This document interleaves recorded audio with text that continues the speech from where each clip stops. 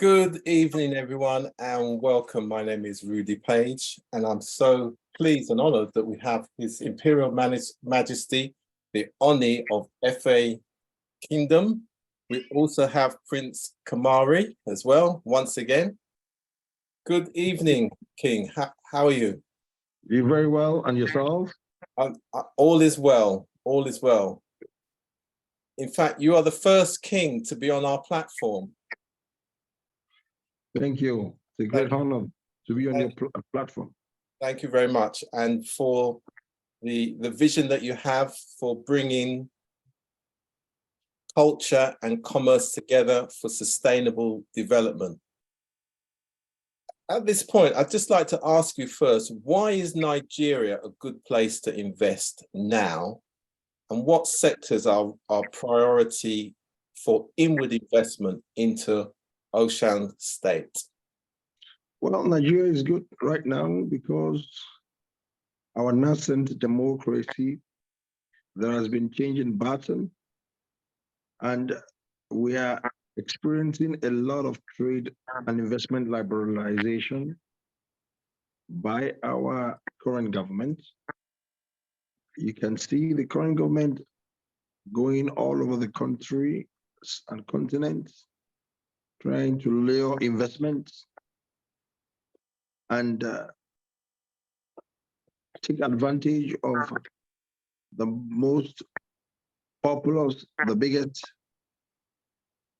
market in the whole of continent of Africa. The market is in excess of 200 million people. It's like you're starting all over again for everything.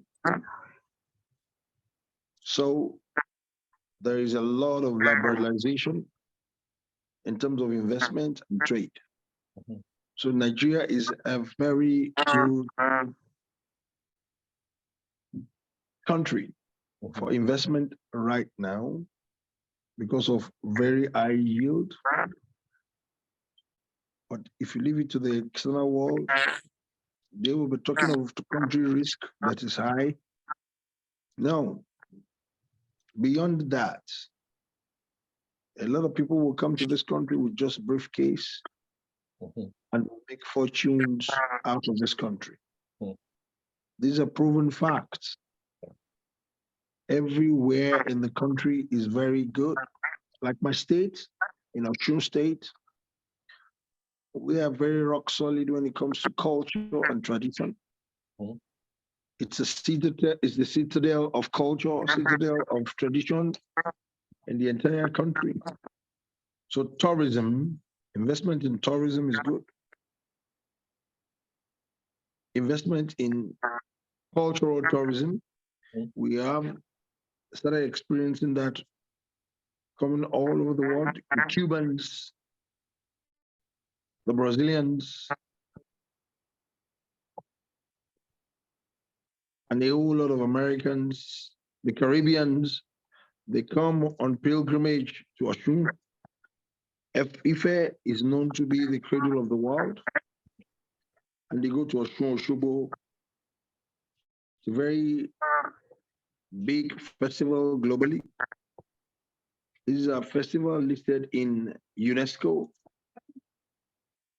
in the area of fashion too. Our fashion in terms of heritage, we manufacture tie and dye, which is called adire.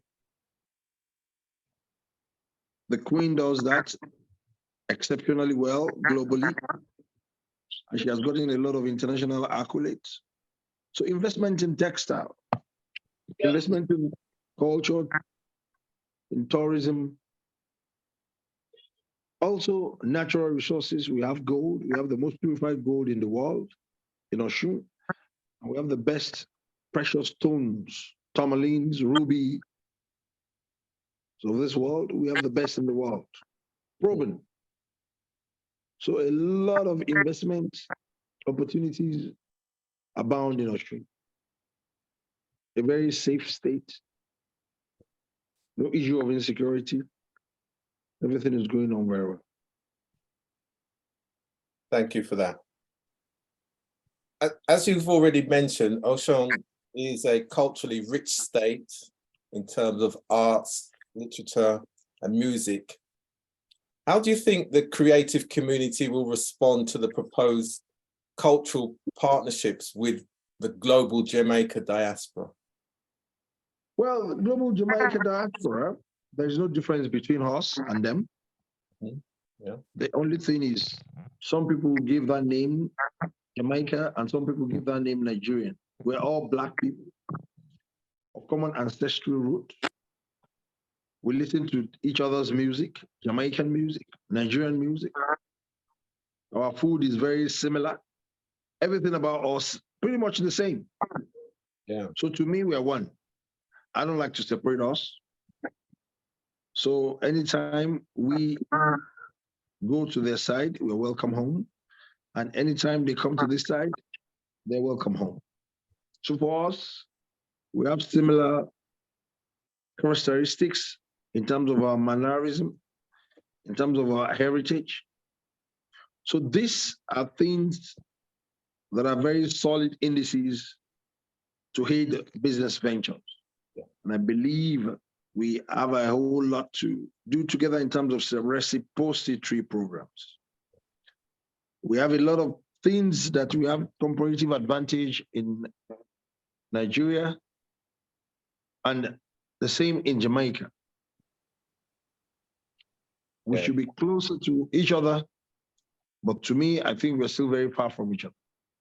I like what is going on now. There is a direct flight from Nigeria to Jamaica now. It's been promoted very heavily. This will improve our business ties and business relationships. So for us, it's very open and a welcome development.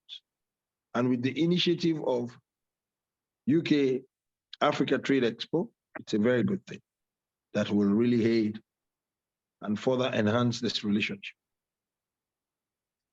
Thank you for that. And of course, the flights is the first pillar in terms of connectivity.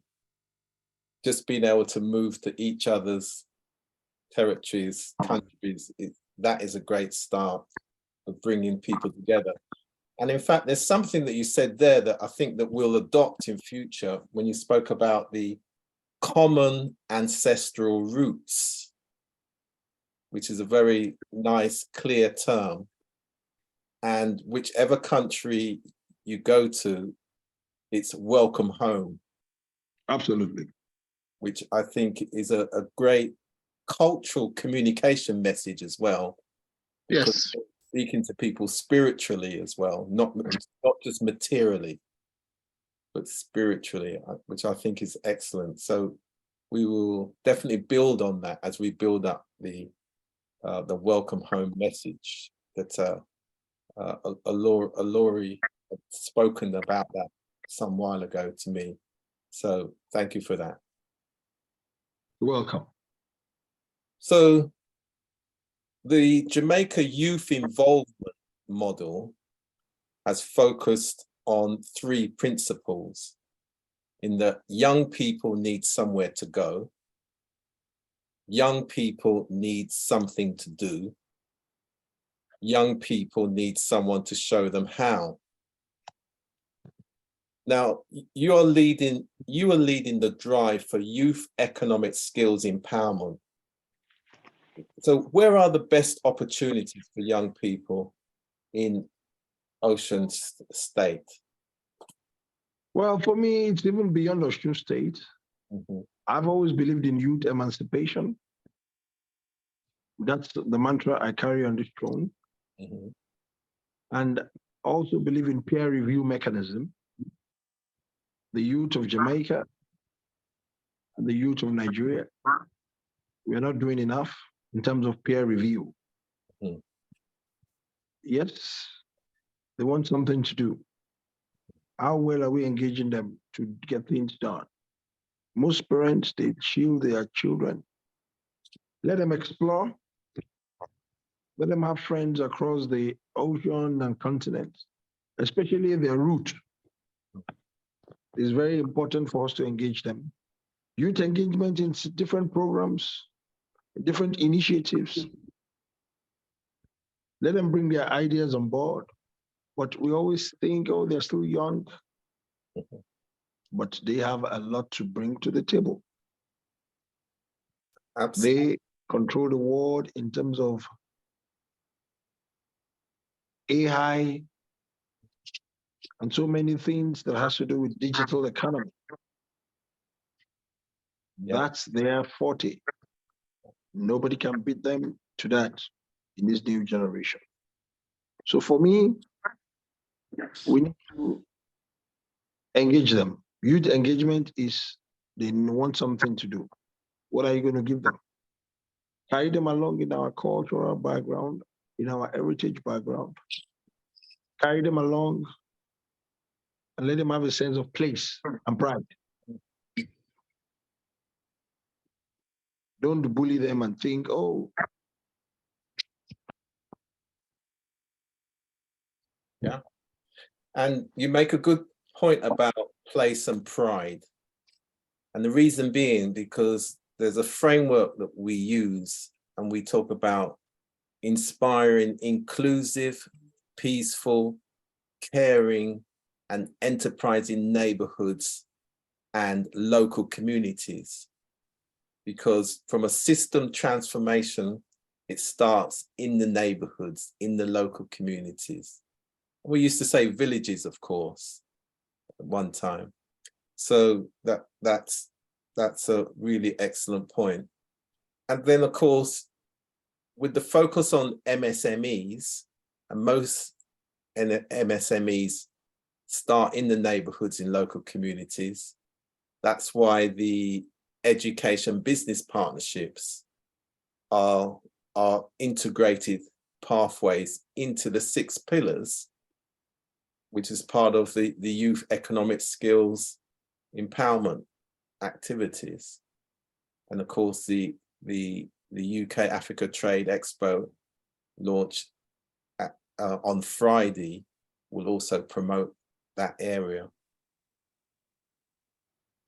Rudy, sorry to interrupt here. I know the King has a busy schedule, and I didn't mean to cut this short, but I do know his schedule is extremely busy, and if we can just round this up, if you like, because I know he has to go off to another meeting in the next few minutes. So let the King kind of answer the question and have the last word, but please.